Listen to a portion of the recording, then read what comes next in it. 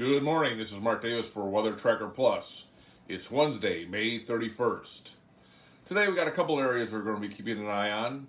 The first area is a slight risk area that covers Colorado, Kansas, Oklahoma, Texas, and New Mexico. In this area there's a 2% risk of possible tornadic activity. The other area is just to the north in South Dakota, Nebraska, Kansas, and Colorado and Wyoming. That's a marginal risk for severe weather, so we'll be keeping an eye on that area also. We'll be live today here at Weather Tracker Plus. Stay with us. Remember, stay safe and be weather aware. Have a great day, everyone.